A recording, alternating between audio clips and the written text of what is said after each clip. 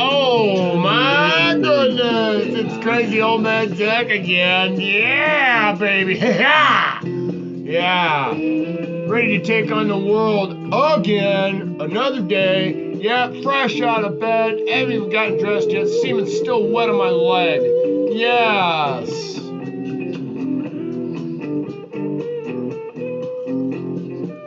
Yeah, just sitting here hanging out with Marvin.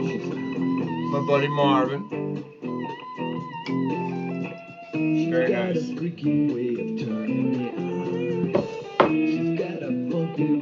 Finally realized why Oreo makes double stuffed cookies. Yeah, because everybody's got more than at least 2 holes. That's right, for a double stuffing, which is what you're getting from everything around you. Yeah. Today is a brand new day. You have an opportunity to be hated. Yes, hated. It's equal opportunity hate day. All you have to do is communicate with someone outside of the house. Just step outside the door. Simple as going to the mailbox, get your mail. Or just checking the mail just to be seen in the neighborhood. I do that all the time. Put on a really nice outfit, and then I go out and check the mail. Even though I know mail don't come till 3. I'll check the mail 8 times a day. Yes. I love change. Yeah. Spare change, loose change, clothing change, all that. Matter of fact, I'm going to change my clothes. I'm going to put on a really nice outfit while I'm on the loose, baby. Yeah. And then what I'm going to do is, I'm going to put Gucci Guilty on one cheek. And I'm going to put Stetson Original on the other cheek. And then I'll decide, by your enthusiasm, which one you like best. Oh, I will.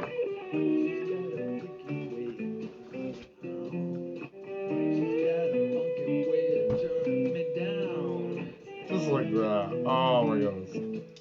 You're gonna love the turnaround. And I do have Mr. Pinky in case I get a headache. Fresh batteries, of course. Might do a little experiment with a bungee strap and a tambourine on my Chatterbait page. Yeah, baby.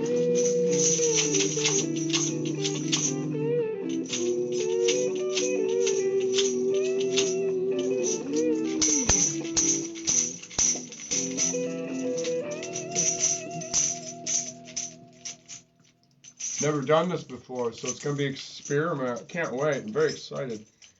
Yeah, so it's going to be a great day. It's going to be a great day. I got some news updates. We had a very interesting development. I've been on the news all morning. I sourced a lot of my material first thing off the bat off of Facebook news. Yeah, all that fodder that they allow us to have on Facebook, that they little stuff they want us to see. So what I love to react to it because it's interactive. Yeah, it's interactive. Just like me, highly active, highly volatile. Yes, very volatile. Oh, yeah, let's see how this is going to work. So, what we found out is this just in, around the world. This is very important. I got to send the carrier pigeons out. I can't wait.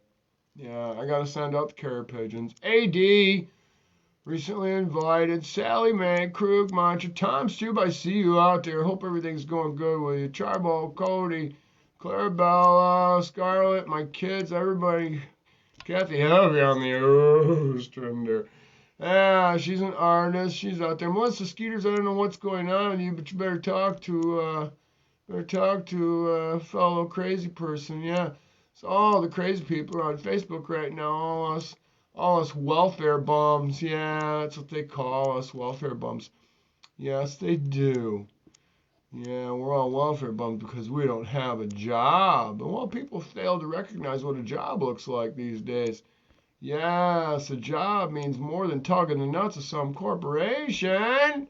You're supposed to be tugging your own nuts. That's right. That's why so many unhappy people in the world. Oh, I'm excited about the tambourine. I want to play right now instead of doing my gig about chamomile flowers.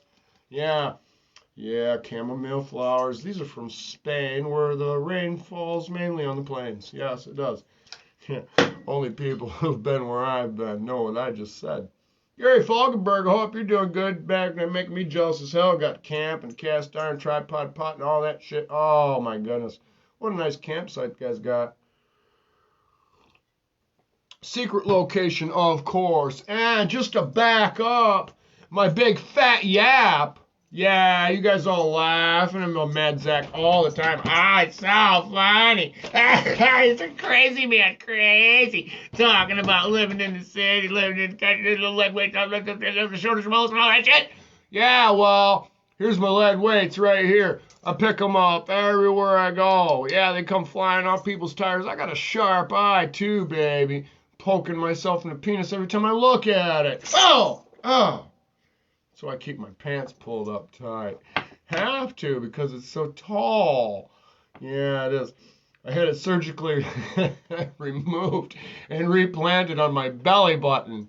I did. That way I can still reach it even after my neck surgery. Oh, yeah. Oh, man. That's why people rarely saw me in the past because I never left the house until after I was hit by a samurai. Yeah, now that I no longer can do the auto-compilation, I'm out there, baby, everywhere. Matter of fact, I'm feeling so damn patriotic. I gotta switch hats. Yeah. I'll be having a pot of tea later with Sophie Kaelin. Yes, she's gonna be here having tea. Yes, she is. You know, and I do have songs I wrote. Yeah, that I actually physically wrote down. I do.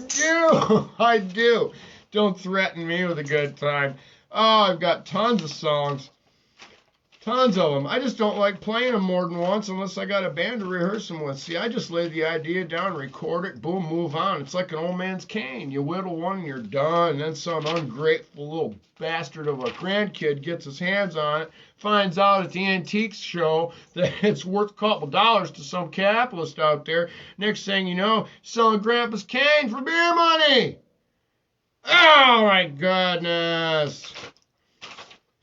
Let's turn on the harmonicas and the amps and all that stuff and see if we can't rock out with our sock out. Zack, you got to put the power to the PV, baby. Power to the PV! Yes! I got two PVs. Yeah, two PVs is better than one PV if you like a PV amp, that is. I bought a PV Viper 1 on a whim because I'm so spontaneous. Oh, and I love exercising my tongue. So spontaneous. Yes, I am. And a bit zanious, but I think everybody likes the excitement. Yes, they do.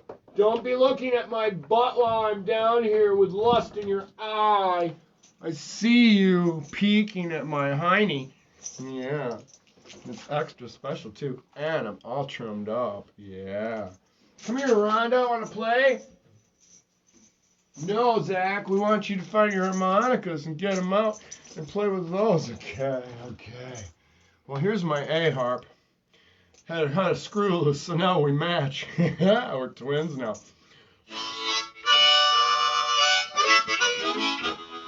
I got a personality disorder from getting banged upon the head. I'm dealing with it, baby. Dealing with it until I'm dead. Hey, listen up now. Well, listen to what I just said. Well, I'm punch drunk, baby. I'm dealing with it until I'm dead.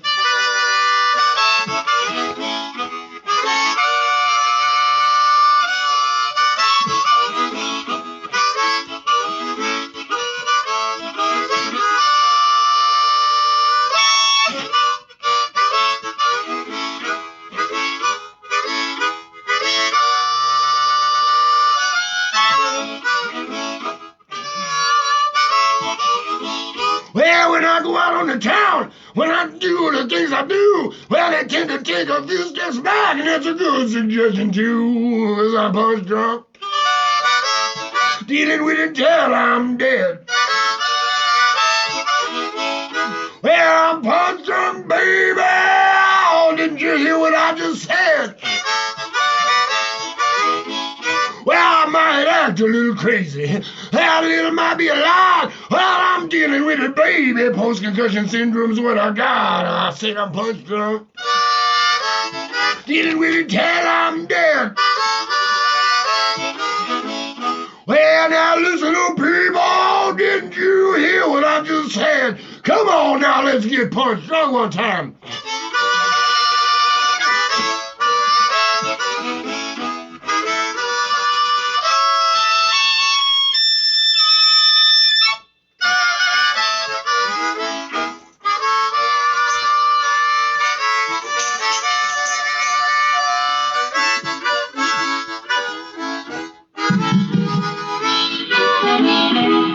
Punch drunk, baby.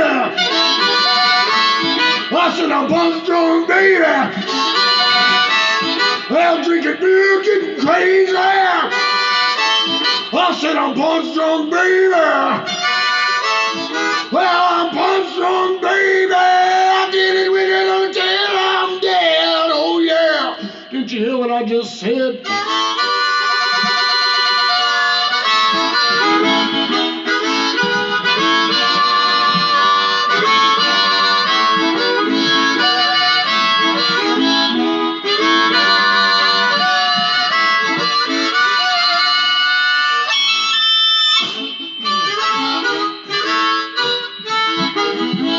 I told you I wrote a song. I wrote it down. I gotta know the people that ain't just floating around, baby. I might be punch drunk, but I ain't dead. I got a couple thousand songs. Come on, baby, let's see what we can find in red. Well, come on, baby, drop your pants to the drum beat. Don't want to see no twerking, want to see the actual meat. Well, don't give me no bread on the side. I don't need no mustard dipping, baby. I just want to tan that hide. Wow, lick the salt off your brow. Lick the sweat out your pit. Come on now, baby. Don't you give me no shit. I said I'm punch drunk. Dealing with it until I'm dead. Well, I'm gonna be at old Bill Betty's Wednesday night. You better write down what I just said.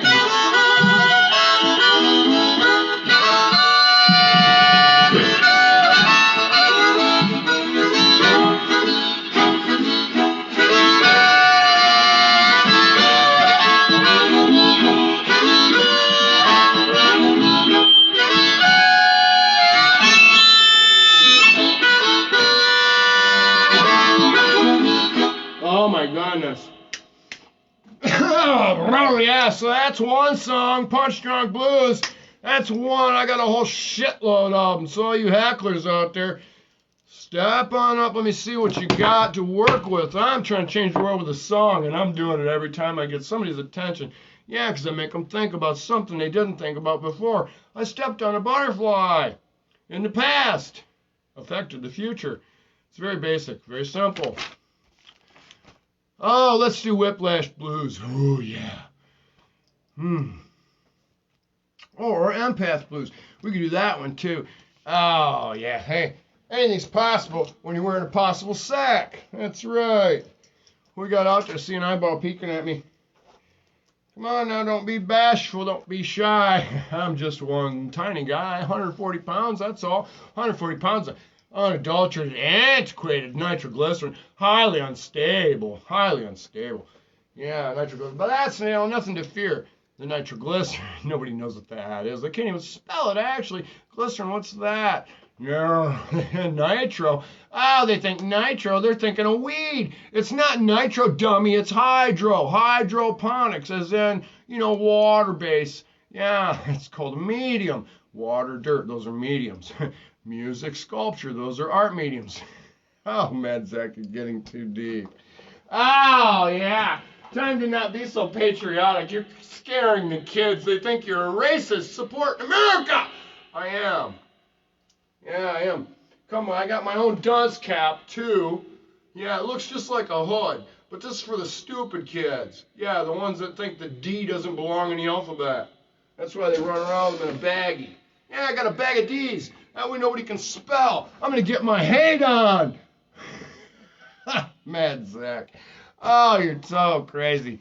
I know it. Nobody can keep up. I have to be stupid and silly and insane. That way some people out there understand it. Yeah, it's called communication. I was given all permission to communicate to all the people, low in the pond of life to deep water the pond of life. Absolutely. Yeah. So we're going to see if anything will become of that. Although I was right in the middle of a very important news article. This is really important. This just in. People around the world in areas that are too hot are getting sex changes. Yeah, because their balls are always sweaty. So they're changing to female.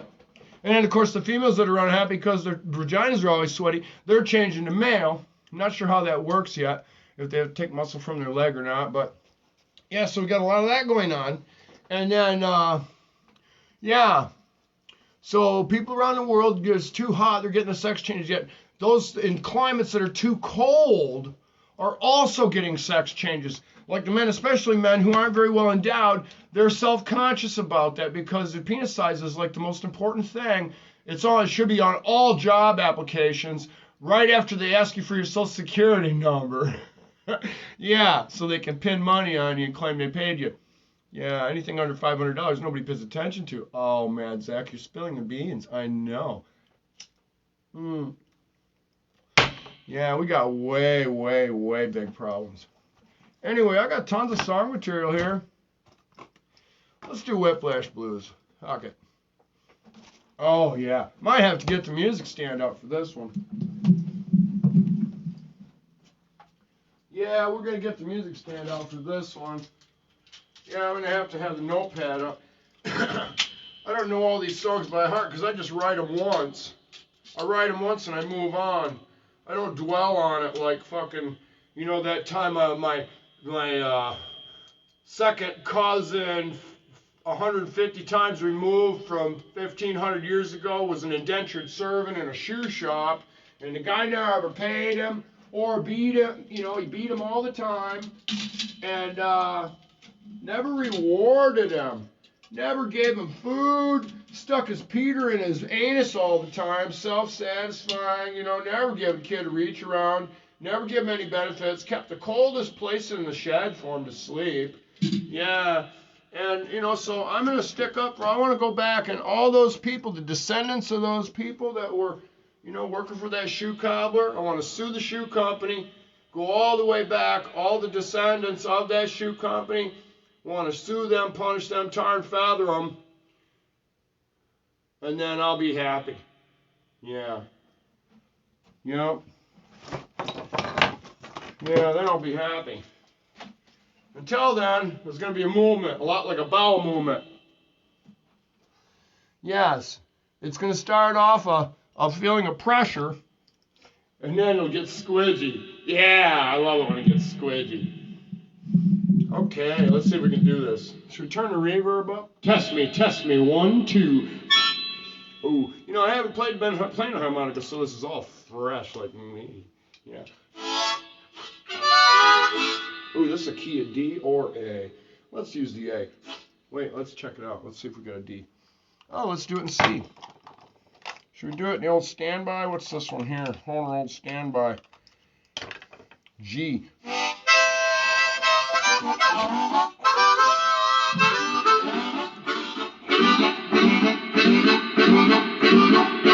Well, I feel this tension down the side of my neck. Maybe that reverb's got to go down. Testing. Yeah, I'll turn the reverb down. Turn the bass down a little bit, mid-range. We'll set everything at 5.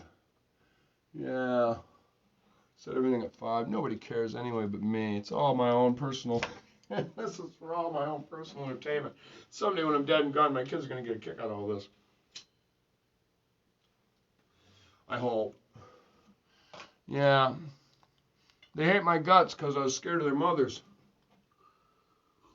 If I wouldn't have been scared of their mothers, I would have had them all in place. My house would have been in order. and intact, and I wouldn't have been left stranded and homeless after I was hit by a semi and left with a $2 million lawsuit in my lap, and an ungrateful wife with an itchy twat who ran off with some guy online on America Online named Peter Mott. Yeah, Mindy's Zupke Mott. You're so foolish. But I'm tickled to death, and you no longer have to listen to me rant. You can change the channel. Besides that, Mindy was always smarter than me. Yeah. It's funny, because it's funny, women are supposed to be smart. My wife thought she was smarter than me, but I have 2 brains. So I was told. Now I'm going to do it in A, like I always do it. Keep in mind, these harps are cold.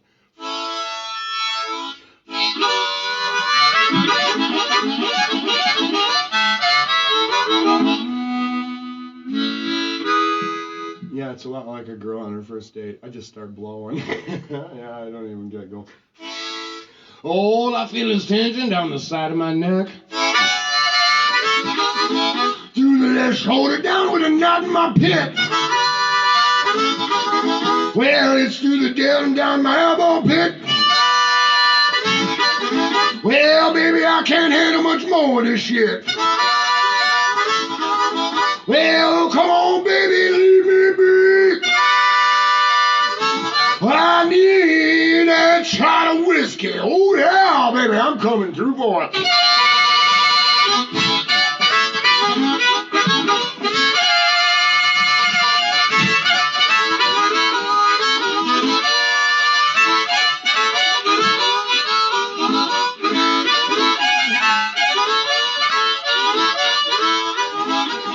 Well, holy smokes, it's hard and there's a tear in my eye. Well, they always criticize and want the Zack to be dry. Well, you can't do that, I'm a thirsty man. Well, surgeon, once again, ain't in the goddamn plan. Well, so back off, Joe, you better let me by. I got some things to handle before I die.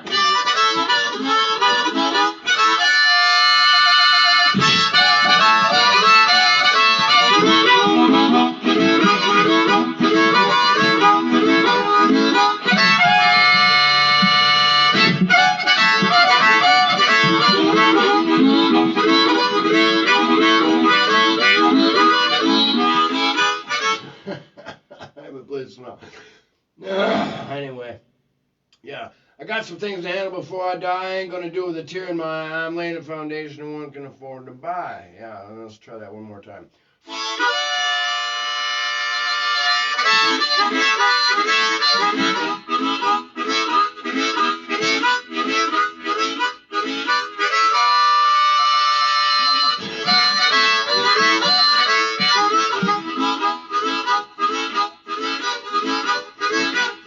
Well, holy smokes, it's hurting, there's a tear in my eye. Well, they always criticize and want men's act to be dry. Well, you can't do that, I'm a thirsty man. Well, surgery once again ain't in the goddamn plan. Well, so back on, Joe, you better let me by. I got a lot of things to handle before I die.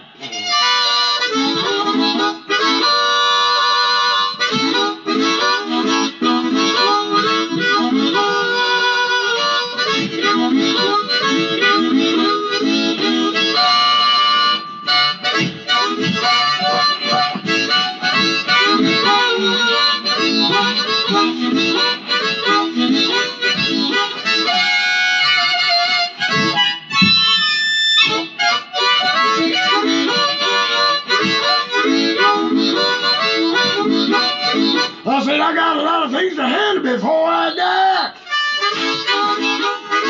I ain't gonna do it with a tear in my eye. I'm laying a foundation no one can afford to buy.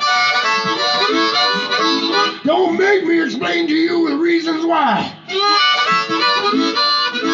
So back off, Joe, you better let me by. I'm gonna get that whiskey, so just go by.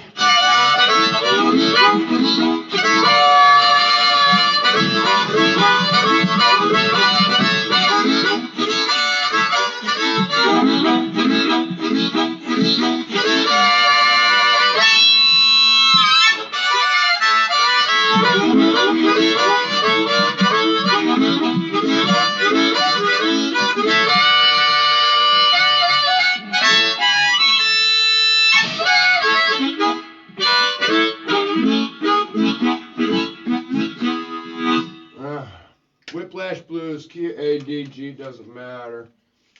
Yeah, I got lots of these. Lots and lots of them. Yeah, until then I'm stuck. No, I'm not even stuck. Not stuck like the Moody Blues in search of the lost chord.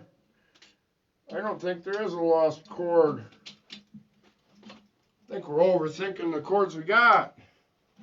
A little bit, yeah, we are. Trying to reinvent the wheel all the time. Everybody's trying to make things harder. Yeah, I have to make the song more difficult because I don't want anybody else to learn how to play it.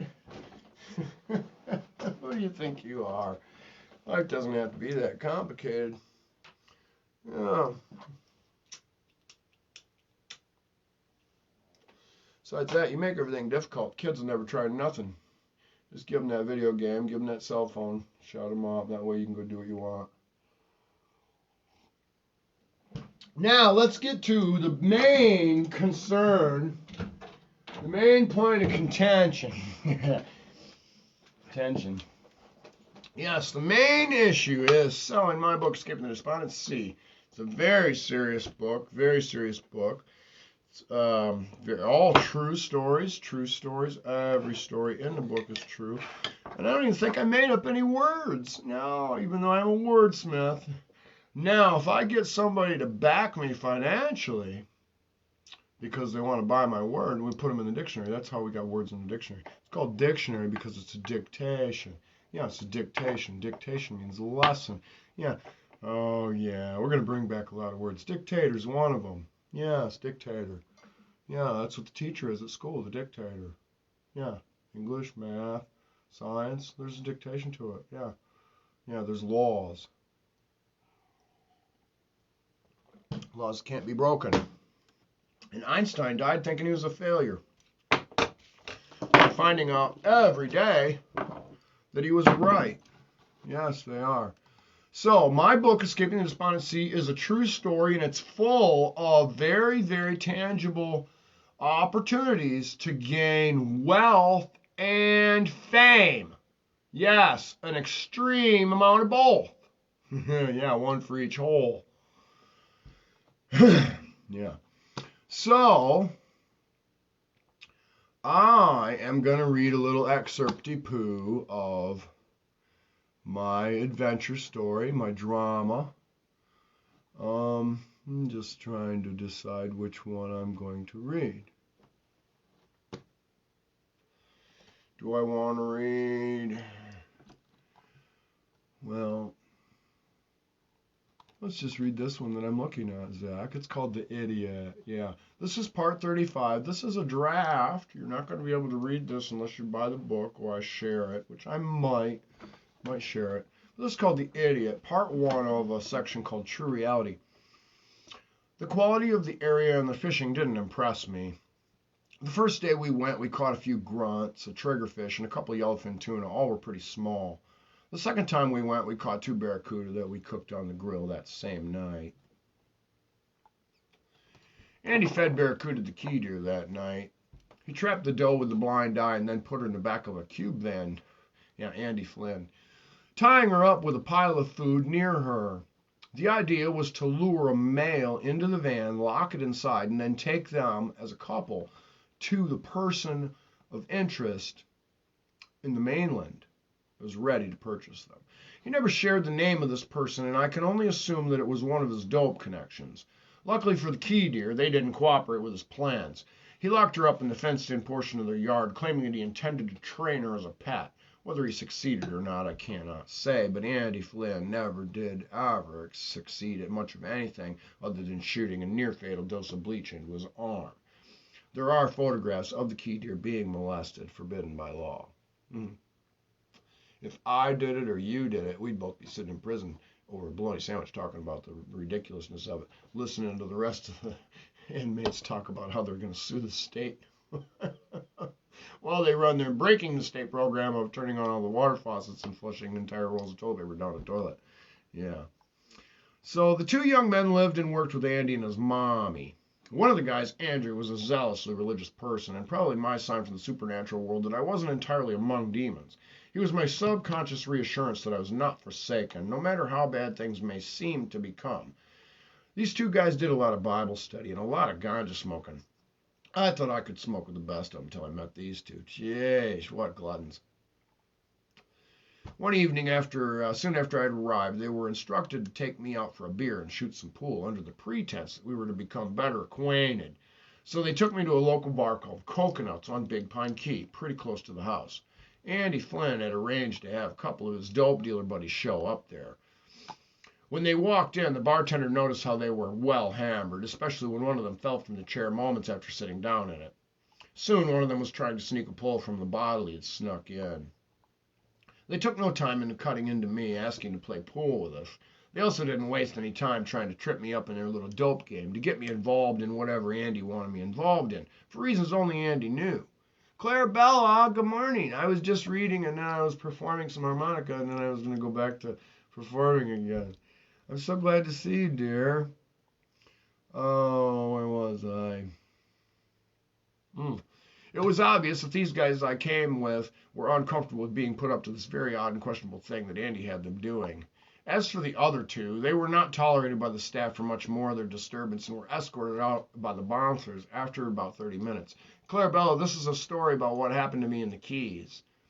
Yeah, I was in the Keys. This is on Big Pine Key at the moment.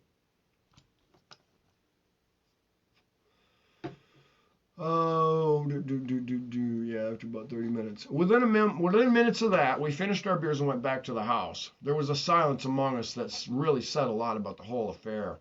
When Andy got out of the car, he mentioned that he didn't care for going to bars or being put up to things by Andy Flynn, but because he was living in his house, he had to go along with things, or at least make it look like he was. They knew that I knew what was up. After a few days, Andrew told me that he was going to go buy a sailboat. He intended to sail to Jerusalem, where he was going to go on a pilgrimage, asking me to come with him when he went, explaining that he had been saving all of his money, or most of it, and that he had it all planned out. As he explained it to me at work that day, I looked down at the floor, noticing an image that was created in a centerpiece in the mosaic tile. It was a tall ship with triple square sails and rigging. He took it as confirmation from God because it matched the ring he was wearing. People always looking for meaning in everything but themselves, huh? Oh, I'm here to wake people up. He only needed a couple of hours off of work to go and look at it. Since we were near where it was located, he would walk there alone, stopping off at a bike rally to give a testimony, a message from God. He would later explain how he was filled with the Holy Spirit and moved to a great trembling and tears streaming down his face. He thought that the sailboat was meant to be because of the scriptures that were written all over the walls of the cabin. He plopped down the $1,500 for the boat and he took it to where it could moor. 2 days later, the boat had sunk. It couldn't have happened to a nicer guy. Having no way to raise her, he planned to depart back to Texas where he had friends and had lived most recently. He left with only the clothes on his back and the things he had learned of. The Keys of Florida had been nothing more than a siren that pulled him from his course in life momentarily. I was sad to see him go, but I was also happy for his escaping. Or was it meant to be part of his trials and tribulations in life? Despite my uneasiness and my frustrations, troubles, or difficulties, I was reassured with daily confirmations that I was being watched over. Danny, I wondered. One of those reasons was that Sean Adams was here and was also working on a project I came to help on. Grojimic was also here working on the same job as well. We were all painting. They had been working for Andy Flynn up until Andy Flynn started doing what he does best, being an asshole and a tyrant, his little Napoleon complex, chasing off both of them with his antics. They were immediately scooped up and put on the crew that the contractor holding the painting contract had working. He was subcontracting for the guy. Andy was. He was just a pawn in the game. It was a typical scenario of the construction business. On Key West, the condo project was a hotel that was being renovated for economic development. I'd see everyone when I got there to work. An interesting surprise, and to Andy's dismay, was how elated they all were to see me.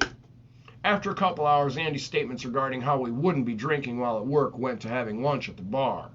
We started the day off at 4:30 or 5 in the morning for a 1-hour commute, taking lunch by 10:30 or 11 and calling it a day at 1 o'clock, after Andy'd already been up to Marathon to get his methadone from the methadone clinic.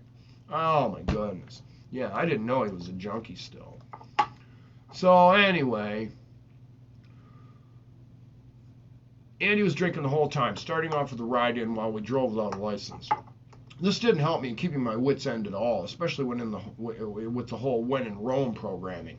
My big save-the-day operation was staying out of jail was slowly turning into a big waste of my hope and picking up towards what I felt was certain disaster.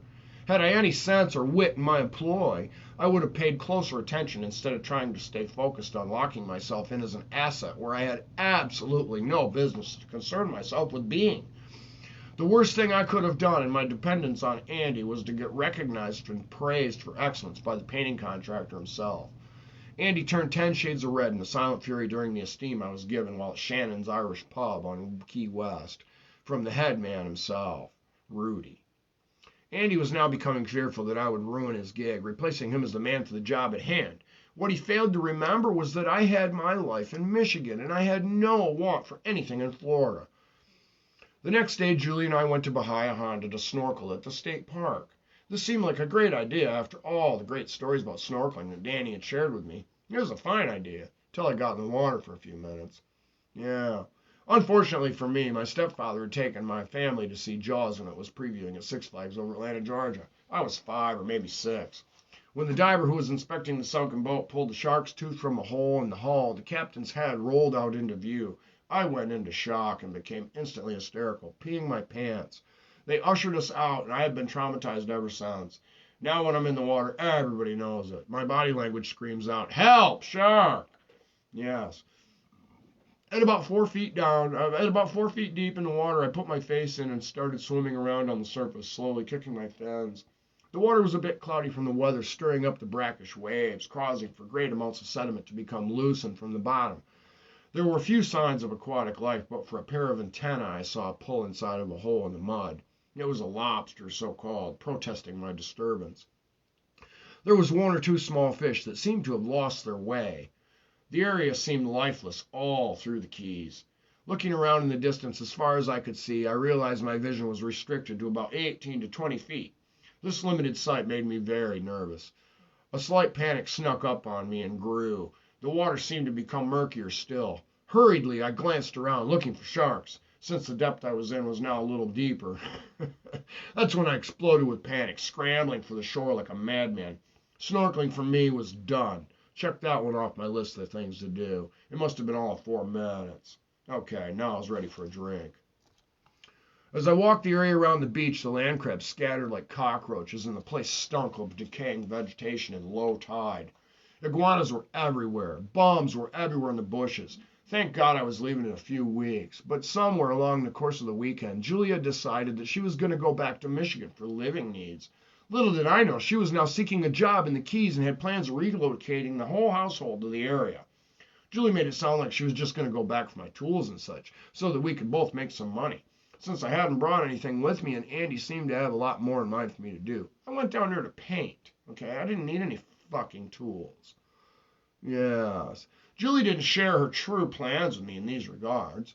What I tried to tell her was that it wasn't a good idea to go back, that we were going to be going home in a few weeks, but all she did was conference with Andy, reassuring me that there was nothing to worry about, even though I explained how I felt like I was in danger, that I could feel something wasn't right about all this, that I was just there to get the money and we would be gone.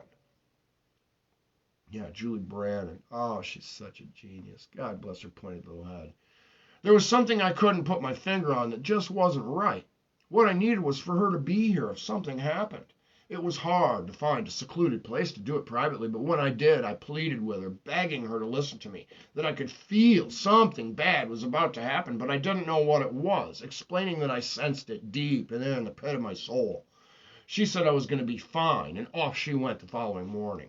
Oh, Jesus Christ. The next day, we left from the job on Key West. When we arrived back at the house, Andy decided we were going to go fishing. Andy Flynn. Yeah. It wasn't a choice for me to go along because he needed me to help man the boat. As we loaded it with gear, I pointed out that the water line on the canal was 10 inches lower than it had been, as indicated by the wetness on the coral. Though I'm a novice when it comes to the ocean, it sure looked to me like the tide was out, which meant we couldn't get out of the canal past the coral flats that separated us from the ocean. Andy rudely said that we were fine, and that I didn't know what I was talking about. Well, maybe I didn't. But it was a big boat with a draft that barely passed through the flats when tide was in. We only had one route to take that was marked by flags that were not very easily seen. Even though I knew it was a mistake, I got on the boat and he raced to get us out to open water. As we raced across the reef, we kicked up a hell of a cloud of muck, leaving a gray and yellowish trail 10 feet wide and spreading as we sped along. Thoughts of the last time we'd been out and how I was working the bow, keeping at the ready for anchor duty, were running through my head. A sense of pride filled me as I held my eyes steady on the horizon that day, letting my knees bend in the response to the waves moving the boat as it rose and fell beneath me. When I weighed anchor at his command to move in a different spot, the turnbuckle had worked itself loose by the boat tugging in the rough waves. The pin had backed itself out completely, so we lost the anchor. It surprised me when I pulled out only a line from the water.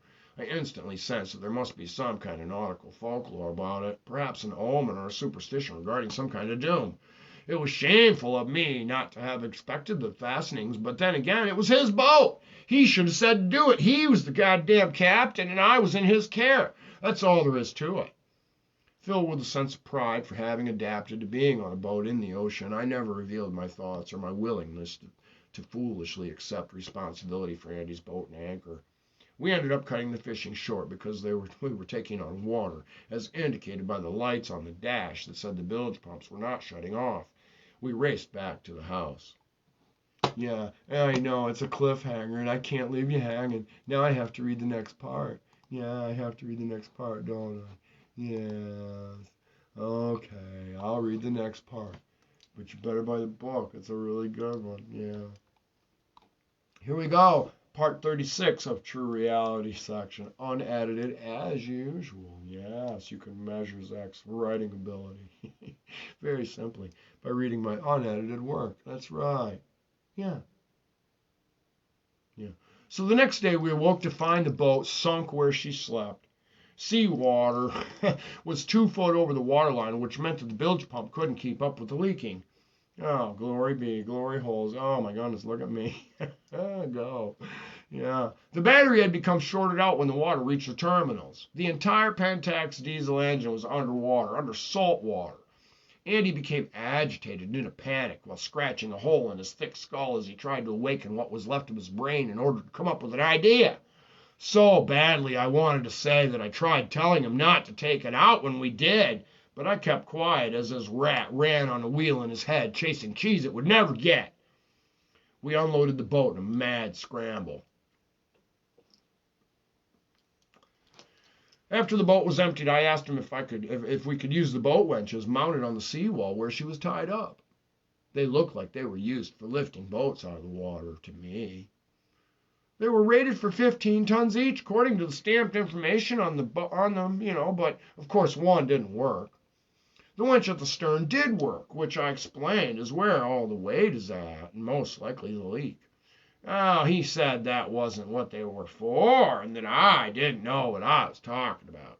His genius idea was that he was going to run to Home Depot a 2-hour trip to buy treated lumber so we could build a dry dock to put it on while making the repairs.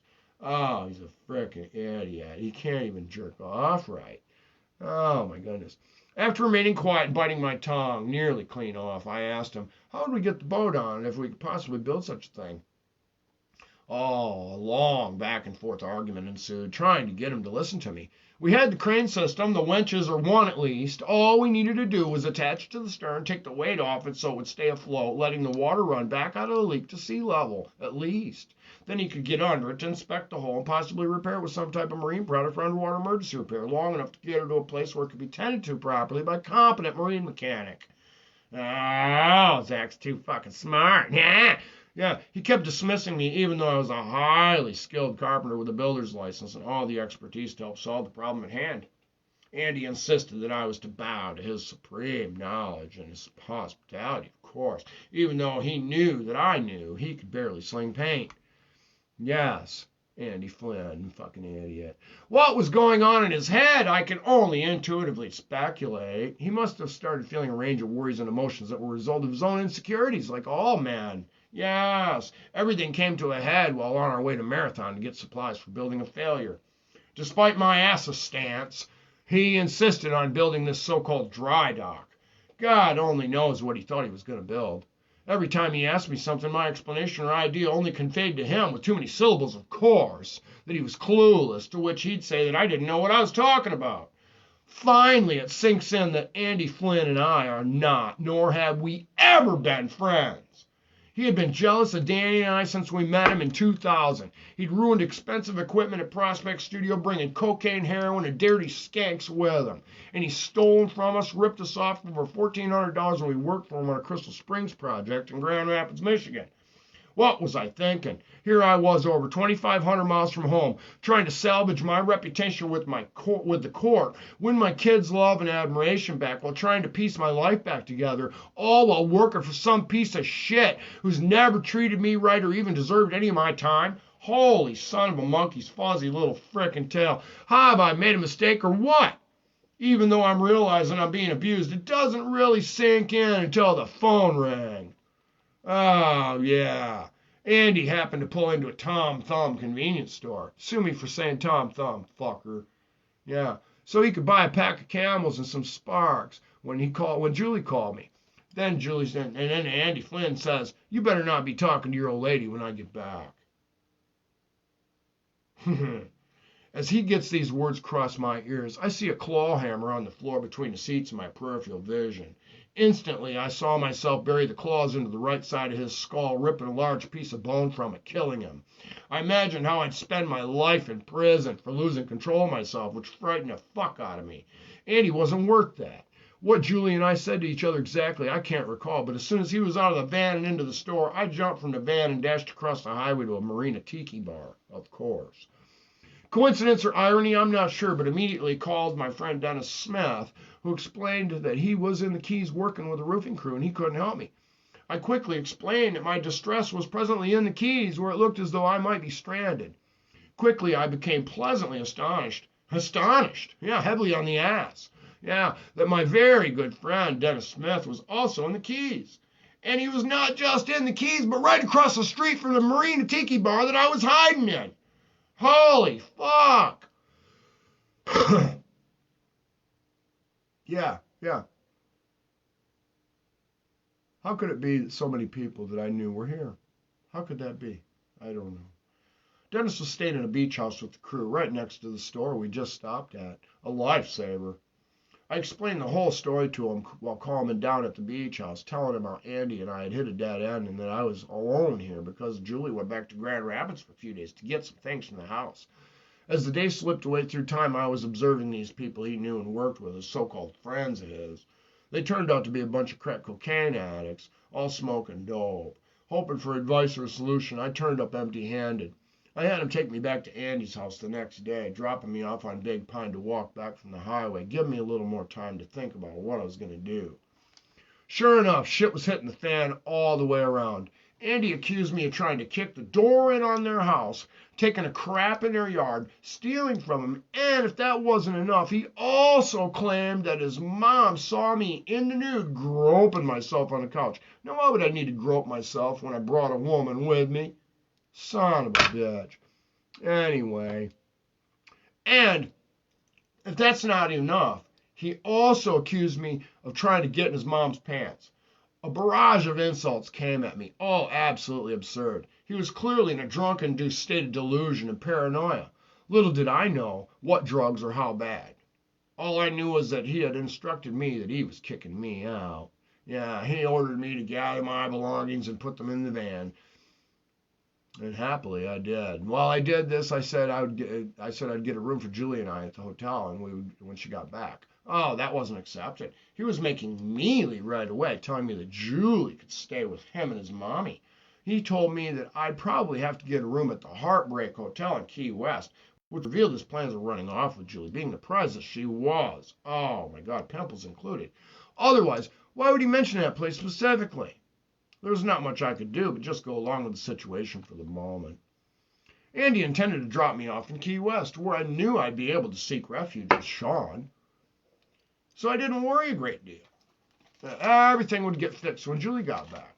When I asked him about money, he gave me a small amount, saying that he would have a check in a day or so that I could come by the job and get it. Along the way toward Key West, he stopped at a few different places, a claim that he was trying to get a place for me to stay, but I doubt that was the truth. He was more likely bragging about firing another employee, or scoring dope, or both, or claiming he beat me up, or something petty like that, which I could have easily killed him. Oh, or maybe he was conspiring with others to destroy me while I was there stranded on the streets to look for me. Everywhere we went, there were no positive developments for me. When I asked for Sean's number, Andy told me that wasn't going to happen. Whether it was that I couldn't stay because he figured Sean wouldn't let me, or that I couldn't stay because he wouldn't let me, was up for an otiose debate. But when he got out of the van one last time, I gleaned the number from his phone.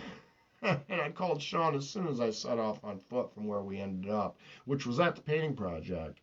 The van he had parked there with tools and gear in it came in very handy, leaving my belongings, which included a 10-pound bag of chicken leg quarters that spoiled and smelled the place up really well, giving Andy something genuine to bitch about. Pretty proud of that.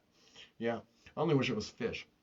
In the meantime, Andy got on the phone with Julie, telling her his version of what went wrong, that I had wrecked his boat, wreaked havoc on the house, assaulted his mother, made a mess of the van, and he explained that he had given me my money, but that I must have blown it, which insinuated that I spent the money on cocaine or drugs, a crack spree. This only added weight to his con job on her, which was certainly the plan all along. That is, if they didn't work the whole thing out together, playing the situation out by ear. But that may be giving them more credit than either one of them deserve or even have the intellectual capacity to come up with. Of course, Sean took me in without hesitation. It was a long, confusing walk to Sean's place, since I had no clue where I was or which way I was going but for a general direction, east. When I finally got to the apartment complex, it was around 1 in the afternoon. The sun had long since heated the whole island up to a steam, and the twat was really stinky, while my reality was turning into a genuine white skull, and I had some pickled pinkies. Oh, Zack would add living to the story. Sean was living with a woman named Desiree and her 5-year-old son. She worked at the naval base as a gunner's mate. At the gun range, of course. She got a cut rate deal on the apartment because she was working on a military base. Sean was working nights, drumming in a band that he had a gig playing at a place called Island Dogs. Sean Adams, he's in Las Vegas. Very close friend of mine. The tourist season hadn't really begun yet, so they weren't really playing but for a couple nights a week. Municipal workers and inmates from the local jail, Monroe County, yes, were busy cleaning up the island before any real money showed up, hiding the reality and the stench with fresh sand and glitz, while filling up the jail with everyone they could sweep up off the streets or find in the bushes. Keeping the jails full meant having plenty of laborers to help clean the place up routinely. And keep really good beef in the freaking cooler for the officers' dining room. With such a full jail, they need extra money. That's right. Pay attention. I studied lots and lots. Yeah. So, keeping them. They were all working all over the Keys, dressing up everything as they could, trying to conceal the massive amounts of storm damage and even more degradation. What a shithole the Keys are, especially Key West. There were rotting whale carcasses that were washed up onto the sandbars. A casino barge washed up on the coral flats. Boats destroyed, half sunk, washed up into mangroves. Empty plastic bottles and styrofoam in the waterways and bushes everywhere. I just got it at a show, Sally. There you are. I just got it at a show downtown in Lancaster. They have the bands playing on Wednesday night or Friday night. They have a band shell playing all through the summer. I think at the end of August is the end of it, but they had a British band, it was a Beatles band that was selling them, and I got it for $5. I had to have it. Let's see, where was I? There were homeless people with tents, homeless people without tents. There were homeless people in the mangroves and homeless people living under viaducts and overpasses. There were homeless people walking around and riding bikes. They hung out in any shade they could find, where they tried to hide their visual cues that gave them away. They stopped you everywhere you went, asking for loose change or a cigarette. Key West looked very much like a scene out of the movie Slumdog Millionaire. Yes, I could smell it all. Oh, God, you couldn't pay me $1 billion to go back to the Keys unless you get rid of all the people. Yeah, let's go back to that Roosevelt plan where the Keys was a park. Yeah, we need to get all the people out of the Keys. Not to mention all the money and insurance claims they always get because they insist on living in a swamp. You fucking idiots. Yeah, everybody just lets everybody get away with murder in America, don't they? My mother tried to warn me, but I never listened. Of all the times I never did, this was the one time that she was actually right. Feeling like Gilligan, I found myself in a modern-day shipwreck without a Ginger or a Mary Ann, but most of all, without a professor. And still without a professor. Where in the hell's my professor out there? Yeah, severe depression set in quickly. Yeah, I know you have been. I've been watching, Sally. I've been watching, yeah. I know. The shock of my realizations had me locked inside Sean and Desiree's apartment, but I knew I needed to find a job to escape and to accomplish my mission. The local newspapers appeared to have jobs, but what I found out was that those jobs were bait, fishing for Social Security numbers. Please listen. This is a clue to some of that free money in my book where I explain that there's billions of dollars to be made by getting the information from my book. And this is one of the tips right here. You see, you don't have to pay taxes or other employee expenses on the money you pay to someone who only makes $500 for the year. What these places do is they pin an amount under $500 on every Social Security number they get. They get those numbers by advertising for help wanted in their failing establishments. You never get the job. They get your information and use it to show where the money's going. God damn it, somebody out there better start listening to me and read my book. They're going to shoot me for sharing this shit. I better have a team in effect before that happens. Anyway, the day I got up the nerve to go around to apply at these places, Sean says that he would let me use his moped to job hunt, but he left it at the Island Dogs. He left it there the night before because he had been drinking, causing him to take a cab home. It was decided that I would take the bus to the area that I needed to be in, and then I'd pick up his moped and ride it back when I was done. His car was at the apartment complex, but it wasn't legal, so if I can get the moped, it would save him from a cab fare later. It's a plan he agreed with, so I set off to find work. Julie finally calls me back, agreeing to meet up with me at the moped location, announcing our breakup, which really upsets me that she makes this decision after I told her that something bad was going to happen. Just like that, she's living in the Keys with Andy Flynn. She turned around saying that she would drop my things off at Sean's. It didn't seem like I could have been any more flabbergasted, but there I was, definitely and royally screwed. Wow, how am I going to do this, I thought. She's breaking up with me for Andy Flynn. Things just kept getting worse and worse, and it would be quite a while before I could appreciate the true blessing of our separation. As I walked to the moped, there was an argument that turned into a fight between some bums. They were sucking down Hurricane Lager and smoking 305s on the edge of the lot. I was splattered with warm beer as a can flew past my head. Great, I exclaimed. I'm job hunting, you assholes. Riding back to Sean's on his moped as planned, but having no idea where I was or how to get where I needed to be, caused me to call Sean to explain where I was at so that he could guide me in a little bit. It was my first day venturing out on Coquina Rock, as I'd heard it called. My ignorance of where I was took me through some pretty rough-looking neighborhoods, but I found my way to the main road, stopping for smokes, and I finally recognized where I was at from my earlier trips with Andy Flynn. When I got inside the store, I realized that I didn't have my wallet in my pocket, causing me to have a huge panic. Frontal lobe syndrome strikes me again. Forgetting I had stuck it in the compartment under the seat for fear I could lose it, I instantly felt I lost it along the way. I went out, jumped on the moped, and tried to backtrack, hoping to find it before someone else did, which was highly unlikely in a land full of vultures. Fucking bombs, vultures, running around like a bunch of vacuum cleaners, sucking the dirt off the ground, hoping it's cocaine. No sooner than I got the moped turned around and moving again, the local vultures surrounded me. Found myself immediately surrounded by police cruisers. They commented, saying that I'd run a red light. Well, there's clearly no red light in the area to run, and I tried to argue that point, but was ignored. The 5 police officers stood around me, taking turns asking me if I had any drugs or weapons. They were under the impression, here's another lawsuit, they were under the impression that I had drugs in my possession because of my long hair, bandana, and the fact that I had never been seen in Key West before. Repeatedly bombarded with interrogations, and having searched the moped and myself multiple times, they found nothing that they were looking for. Nothing. The officer that wrote me a ticket was a female officer, but then they all wrote me a ticket. All but one of them. One for a fictitious red light. Another officer wrote me up for no license. Another officer wrote me up for no moped registration. And another officer wrote me up for driving under the influence. Yes, there was no breathalyzer, no sobriety test, no evidence gathered, nothing but the claims they made against me. They arrested me and impounded the moped. My first day venturing out of the house on my own had come to this. Welcome to Key West, Zack. Enjoy your stay. Yes, you will be paying, one way or another, for visiting Key West. Yes. Oh, Bermuda, tell us about it. All right. I'm going to play some music in a minute. I lived down the Virgin Islands for 2 years. Yes, my book, Escaping the Despondency, will change your life. It will. Guaranteed.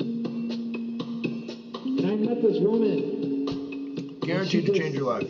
Totally. Guaranteed to make you rich and famous if you pursue some of the arguments in my book, Escaping the Despondency. It's receiving exclusive 5-star reviews on Goodreads.com. I'm begging for somebody to criticize the book. I can't get better if I don't have any constructive criticism. Somebody tell me where it sucks. I'm trying to improve here. Yeah. I'm not waiting for my grandpa to die so I can inherit some money. Yeah. I'm not trying to sue the frickin' shoe company that indentured my relatives 1,500 years ago. Never paid them, fucked them in the ass all the time. No. That's a dead horse. Keep beating on it, though. Keep beating on it. Yeah, so when you do sue somebody, what are you going to do with the money? That's the $1,000,000 question.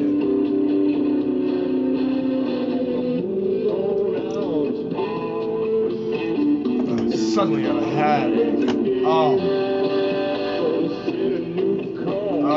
that's so much better. Oh, I get these migraines. Oh, this is my migraine finder. Sally, you gotta get one of these.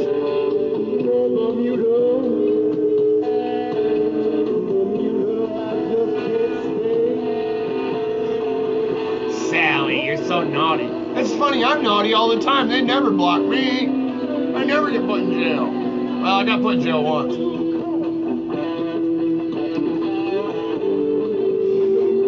See, the beauty of my stuff is that all the nasty things I say, I secret away in comedy.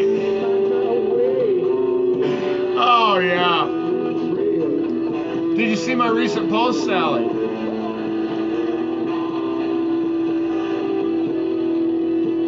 Yeah, I'm a Trump supporter too. I'm also an athletic supporter.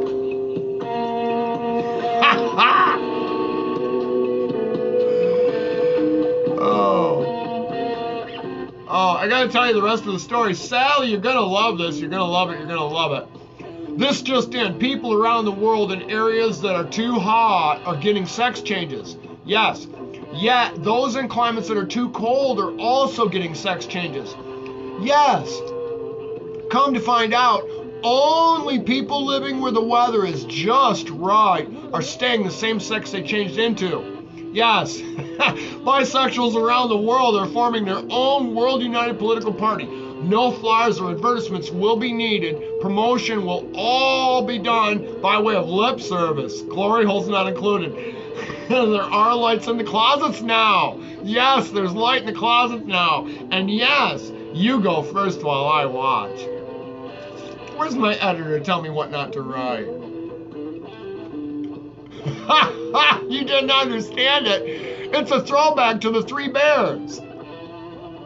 Come on, the porridge and the whole thing. You know, the people, it's you know how everybody complains about everything. Yeah. They got a sex change because their twat was too sweaty, or their nuts are too sweaty, or something, you know. Or, you know, they got a sex change because it was too cold and they were already poorly endowed. So thought, well, you know, I'll just be a woman and nobody will tease me in the locker room anymore. Yeah, you know how boys are, little boys. They're destroying the world, Sally. You have to help me change the world, honey.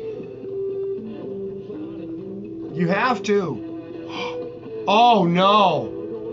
Oh, no. Oh, I'm feeling it. Sally, I'm feeling it. I'm feeling those vibrations. Oh, yeah. Oh, I know the semen's not even dry on my leg yet from this morning. I'm already feeling those vibrations again. Oh, it's the dick phone. The dictator phone's ringing. It's vibrating. Oh, hold on. I gotta get it. I can't. Oh, wait. Let it ring a little bit more. I like to get it just to the edge. I like to let it just edge it right up to voicemail. Yeah, I like to tease it right up to voicemail and then get just about to blow up into voicemail. And then yeah, hello. Biden, hey Biden, how you doing? Yeah. Uh-huh. No, I just finished the promotional efforts. Yes, I will be generating a large amount of tax revenue very quickly. Yep. Enough to buy that skin lightening conditioner. Yeah, so that I can be white. Well, yeah, it's all the rave. I do have my possible sack on, yes. Yes, everything is possible when you have a possible sack. Yes, and I also have a pickpocket, too. Yeah, I do. Yes. Well, I'm glad you called. I do have the bonus. Yes, I have the bonuses right here. Yes, I have the congressional bonuses. I do. Yep, I'm prepared to pass them out very soon. Yes, I have all the congressional bonuses right here. Well, no, I'm feeling a little bit under the weather. Well, I'm about to cheer myself up. I just don't feel right unless I have some salty nuts in my mouth once in a while, yeah. Everybody likes salty nuts once in a while. Yeah, sometimes you feel like a nut. Oh, I know. Well, why isn't there a battery shortage? Well, there's a bullet shortage. Well, yeah, everybody's ready to start shooting, and now you're not letting anybody manufacture bullets. We're confused about that. There should be a battery shortage because everybody's masturbating. Yes. Well, yeah, I did this morning myself, yeah. Yeah, my leg just dried. Yes, well. No, I have a new program. I just searched the Walmart and I peel people's tire lead weights right off their tires. Yeah, at the Walmart. Go to the part of the parking lot where it has the most oil stains. Yeah, there's no cameras there. I just like to suck the salt off of them. Yeah. Oh, yeah. No, D's. Yeah, well, the D batteries. Yes, they're in demand. They're the Rough Riders. Yes, matter of fact, all the Rough Riders do have Rough Riders also. Yeah, it's a part of their convention. It's their branding. Yeah, it's the third saddlebag. Yeah. Well, I have a little program whenever I see their bikes parked in that third saddlebag. It's got their masturbation oil in there. I always put a little pinch of sand in it. I do, while they're in the bar sucking down beer. Smoking meth, yes. Well, yeah. I try not to beat down on the meth smokers too much. They're beating themselves pretty well. Yeah, they're doing a good job of it. Oh, yeah. No, I don't care for rabbit. Oh, Brer Rabbit. Well, no, don't care for Brer Rabbit either. It all tastes the same. It does. Well, no, I had a little program this morning. You're going to have to decide which cheek you like kissing better. I have the Guilty on one cheek. I do. And then I put Stetson Original because I go both ways. Yeah. Oh, yeah. Mm-hmm. Well, I was hoping you would grease up very well with olive oil like we did in the old days, back during the days of the Greco-Roman wrestling and stuff. Yeah, where you slather up with olive oil. Yeah, and then start rubbing and touching. Yeah. Yeah, it's where the fighting turns to squeezing and kissing. Oh, all the boys fantasize about it. Yeah. I have a pineapple right here, special. Yeah, I was going to try that thing where they, yes, into your orifice. Yes, in the Oval Office. I'm going to see if I can make it into an oval orifice. Mm-hmm. Well, the swatches for the material have not showed up in my email yet, but I would like the fabric on the presidential seat in the White House to be changed. I don't want my boy sitting where your, yeah, I don't want my boy sitting where your mental midget was. No. Well, I suggest getting the inserts in your shoes. That way no one can tell you're wearing heels. Oh, yes. All the short guys do that. Yeah, it makes them look taller. Gives the impression they have a longer penis. Oh, yeah, I have tea with the women all the time. Yeah, they tell me these things. Yes, they do. Yeah. Oh, yeah, well. Did she use the coupons for Victoria's Secret? I sent his wife some coupons for Victoria's Secret. Oh, she won't tell you? Oh, it's a double secret. I'll have to check my email. Yeah, well, she sends me jokes on cooking, yeah, recipes. Mm-hmm, yeah. Well, what are you going to do about the cat food shortage? Well, China's coming. Oh, that's going to solve it? It's in the bill? So the Chinese invasion is going to offset the need for any cat food to be produced.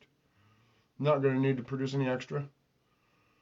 Well, I'm looking forward to it. I've got 12 cats here that can go myself. Yeah. I don't care what you do with the hide. No. No, it's the pig hide I like. Yeah, I like this pig hide. Yes, I do.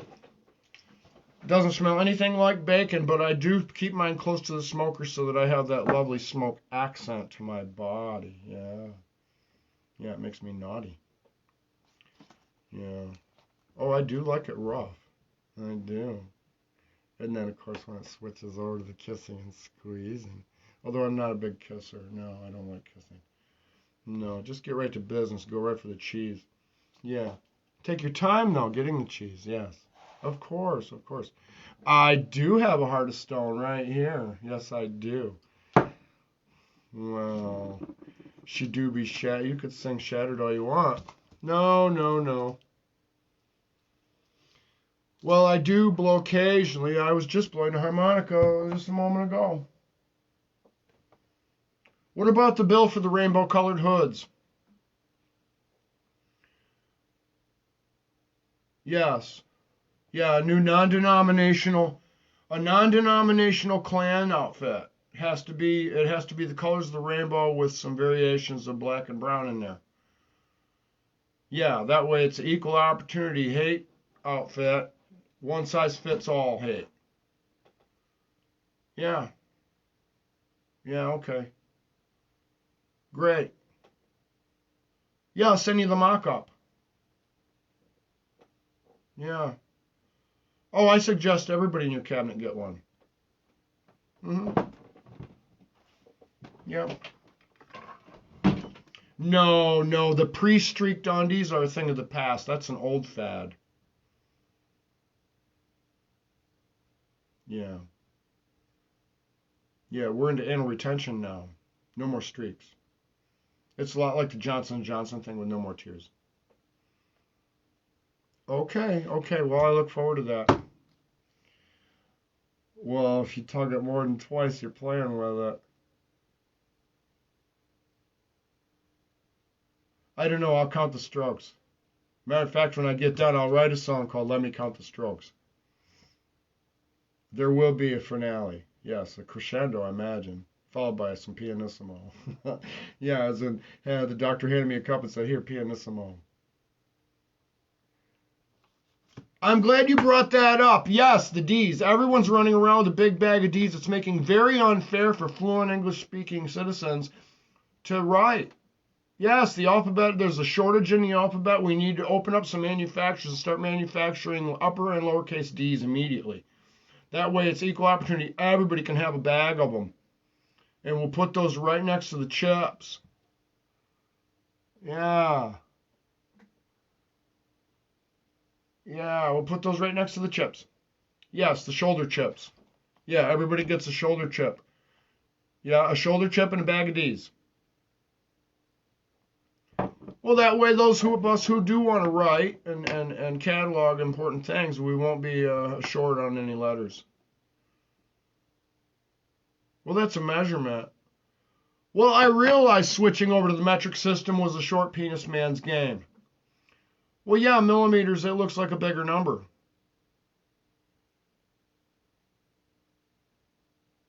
No.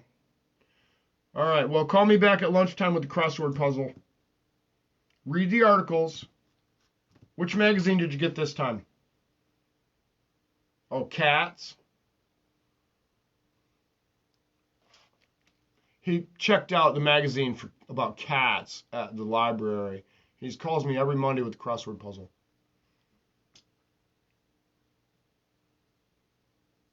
Well, you have to read the magazine first. Well, I realize there's a dot to dot, but you can't confidently do the dot to dot if you haven't read the frickin' article to understand what you're even supposed to be seeing.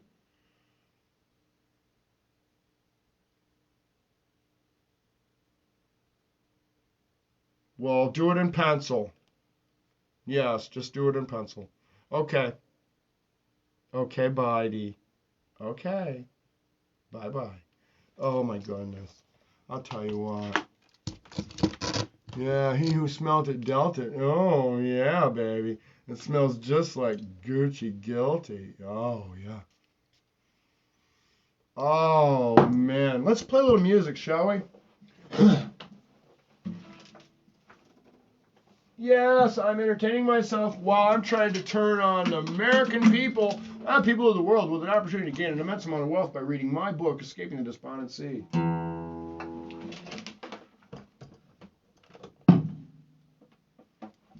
Yeah, let's see what kind of sounds come out of this.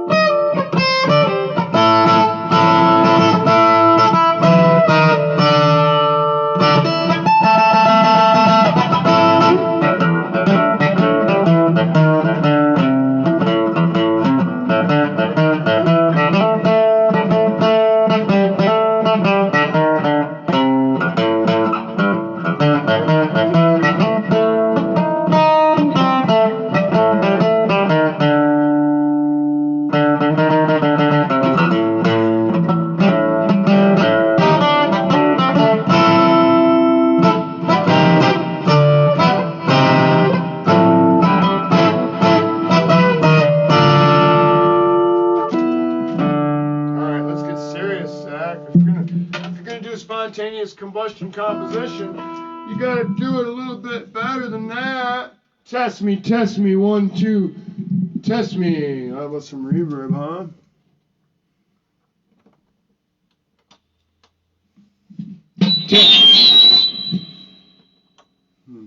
Try that again. Test me. Test me. Test me. Test me. Test me.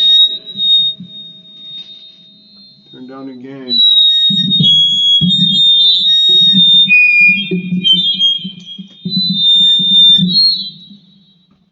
Don't need that on anyway. Alright, let's try this again.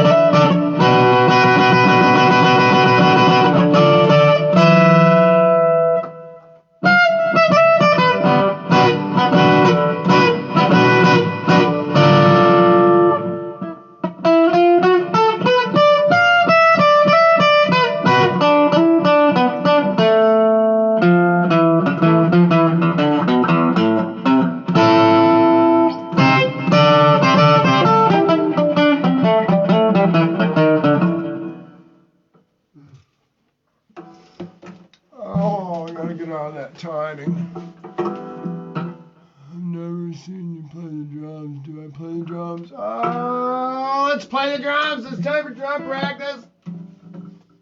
Well, Sally, to be honest with you, I'm not a drum player. I have drums.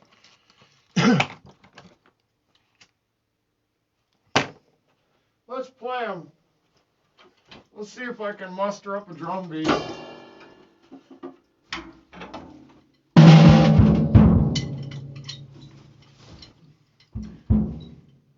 I don't have any cymbals. They're all trash.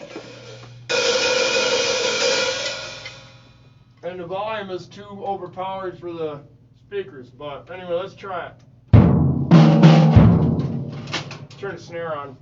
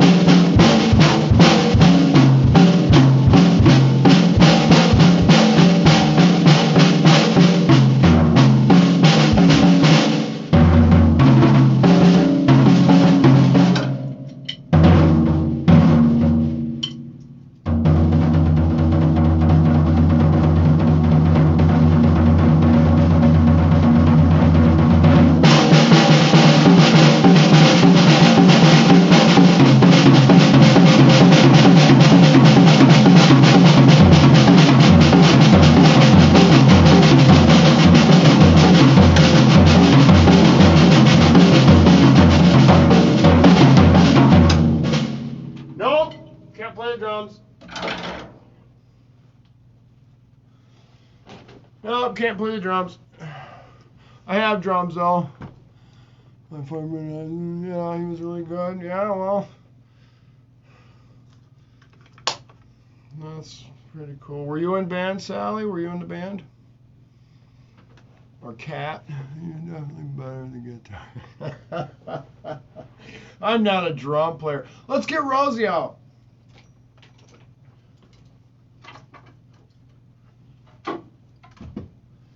Let's get Rosie out.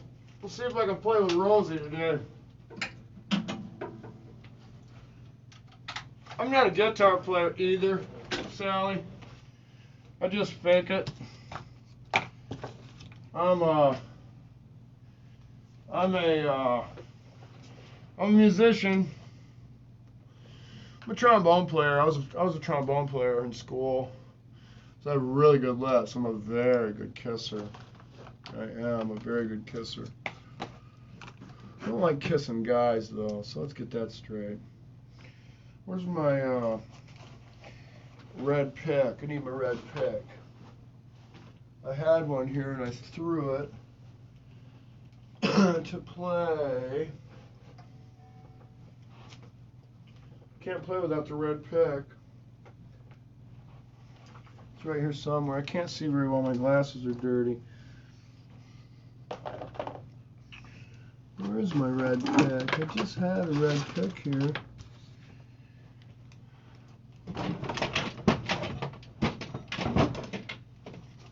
Come on, man, Zack. I'm dropping the pick. Where's the pick?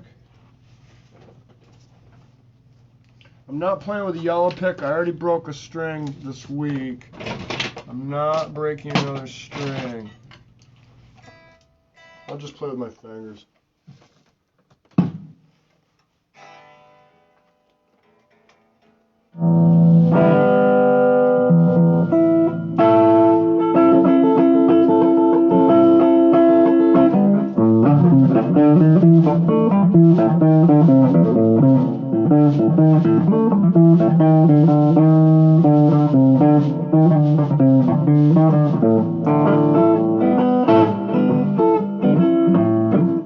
That pick. Where's my red pick at? Alright. I'm going to have to regroup and come back after lunch. I can't find my red pick. Besides that, I got a song I want to lay on you guys later. So I'm going to have to practice it a little bit first. Yeah, so that everybody doesn't think I'm just some kind of weirdo.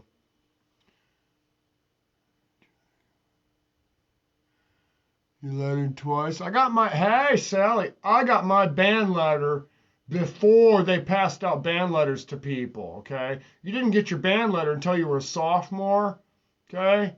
I had my band letter when I was a freshman, okay? I was somebody in the band. I was a star trombone player. I was a big deal, and I got robbed of that. There's my red pick. There's my red pick.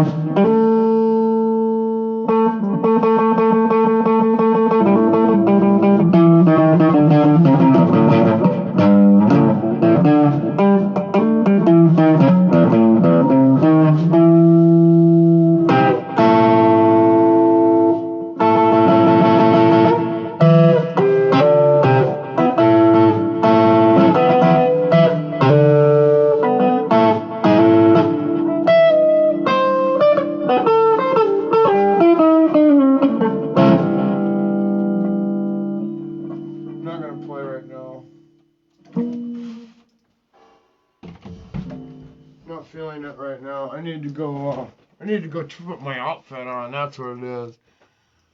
As soon as I can sit down. Yeah. I'm gonna I gotta go wash the olive oil off my bottom and I gotta go take a shower, get my outfit on, get in my ego suit. Yeah, it's getting my ego suit. Any performer out there knows exactly what I'm talking about. Oh, I'm just not feeling right. I need some salty nuts in my mouth. I don't really like them with salt. These nuts I do, though. Anyway, peace, love, who cares? Come see me change your underwear. Yeah, for those of you who didn't get the news, one more time for the latecomers. This just in. People around the world in areas that are too hot, because their nuts are getting all sweaty or their vagina's getting extra juicy. Oh, I love it, extra juicy. Yeah, they're getting sex changes in the places that's too hot in the world. Yes, and because of the climate increase, sex changes are going to be on the plate for everybody. Yes, because it's going to be way too hot to have your traditionally issued sexual organs. Yes, it's going to be way too hot for that. So you're going to want to switch over. Yeah. Yet, the people that are in the climates that are too cold are also getting sex changes. Yes. Come to find out, only people living where the weather is just right are staying the same sex they changed into. Yes. Now, bisexuals around the world, are forming their own World United Political Party. Yes, we are. No flyers or advertisements will be needed ever, because promotion will all be done by way of lip service. Yes, glory holes not included. There are lights on in the closets now, though. We do have electricity. There's lights in the closets. And yes, You go first while I watch. Oh, where's my editor to tell me what not to write? Oh, yeah, baby. Mad Zack. Just as mad as ever. Yeah, I'm out here doing something. Yeah, I want everybody to hate me. Yes, equal opportunity. That's why I'm stepping out of the house for the whole world to see, not just people I live around. Yes, it's not very fair for only people that know me to hate me. Yes, you think about that. Only the people that actually know you hate you. Yeah, people that have no clue of your existence, they're undecided. Vote's still out. Yeah. So cherish your democracy while it lasts.